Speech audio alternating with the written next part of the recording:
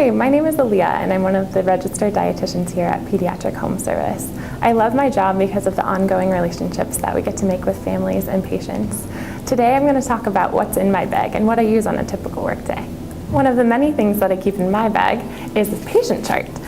With this, I know that what the patient's medical history is. I have a little bit of background. Maybe I have their growth charts in there just to kind of have a baseline of where they're at from a nutrition standpoint and how they're growing. Within the chart, I also have an assessment sheet, and this is where it kind of has prompts for me to ask different questions when I'm at a patient visit with families, asking about allergies, what their typical nutrition regimen is, what the recipe they're using, how their G-tube site is doing, if there's any irritation or redness, anything like that. It kind of helps to prompt me and ask the proper questions of families. Additionally, we keep our service plan in our patient charts, and we get a signature from families when we go out to the home. This kind of just explains our services here at PHS as registered dietitians and what we provide to families. So here at PHS, the dietitians provide service to patients who have at least 75% of their nutrition going through the feeding tube and are within a 60-mile radius of PHS. And then we kind of monitor for ongoing nutritional needs. So if they need help with a recipe change or a formula transition, maybe weight gain or weight loss issues, we can assist with that as well. So that's kind of what's in my patient chart. Once I get to the patient homes, I take their measurements. So I would take their weight, whether that be on a scale with an infant basket for the younger kiddos, or using weight by difference on the scale itself. And with weight by difference, that just essentially means either I or another caregiver or parent will weigh themselves and then step off the scale and then step on the scale with the child and subtract the difference to get that measurement from the child. And oftentimes we use that with some of the kiddos that aren't weight bearing or are in wheelchairs or things of that nature. So in addition, we take the head circumference measurement using either an OFC tape like this one or a measuring tape, and we go around the front of the forehead right above the eyebrows to the occipital bone, which is the little protrusion on the back of the head, just making sure that it is an accurate measurement. And additionally, we take the length of the children or the height if they're able to stand up. So one great tool we have is the length mat here. And what we do is we lay the child flat across the length mat, preferably on a hard surface to make sure it's as accurate as possible.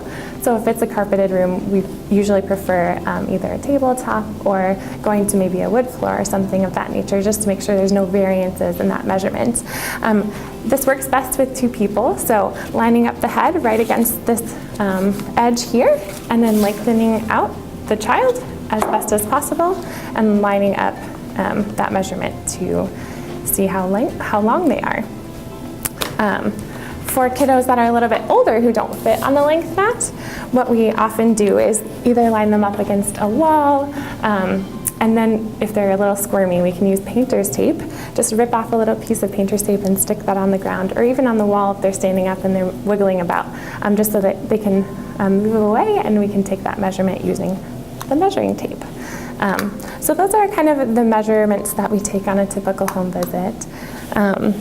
I always use hand sanitizer. I always keep that in my bag, making sure I am keeping myself and the patients as safe as possible.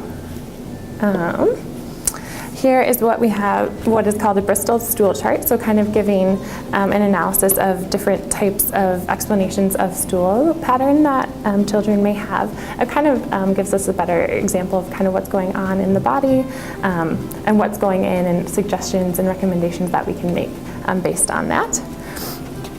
Another tool that I keep in my bag is the feeding tube glossary. I use this oftentimes with interpreters and interpreter visits. So if a word comes up that maybe the interpreter doesn't know how to explain, I can kind of talk them through and explain the definition so that they properly explain a word to patients and their families so that we're all on the same page. I always keep my business card with me, so you're able to contact me if you have any issues. That has my email and phone number on it.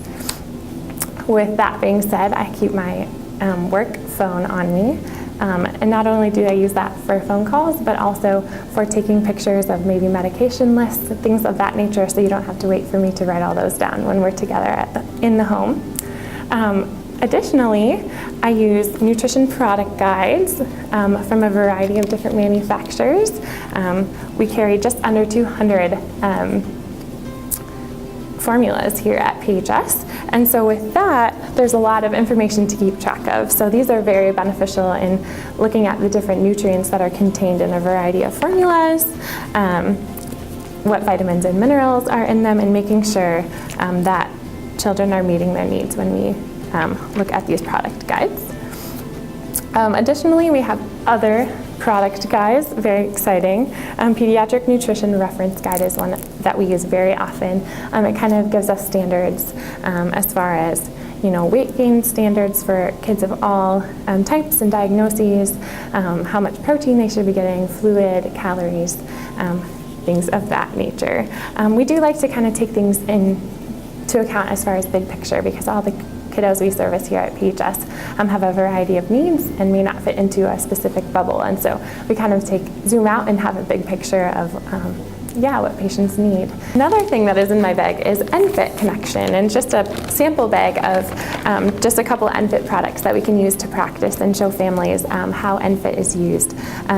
They are transitioning over from Legacy to ENFIT just as more of a lock and key mechanism for feeding tubes to prevent misconnections. PHS dietitians also do TPN, intravenous nutrition, and so with that we are in contact with those families weekly, and we have what's called the TPN home nutrition record. So with this we explain to families how to kind of keep track of everything that's going into the kiddo and everything that's coming out, so we can get a better picture of what's going on and make appropriate recommendations. So that's what's in my bag. If you have any comments or questions, be sure to put those below and we'd be happy to answer them. For more What's in My Bag videos, click here.